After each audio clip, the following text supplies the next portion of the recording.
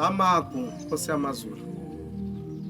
Labantwana bagwetshwa izona lezi zimilo zabo. Uma kukhulunywa ngeGomora neSodoma, ifikelwa isithombe sikaNomonde nomntwana wakhe. UNomonde uyamhluphekisa umntwana wakhe oronta abangumfanekiso weGibhithe emzimbeni wakhe.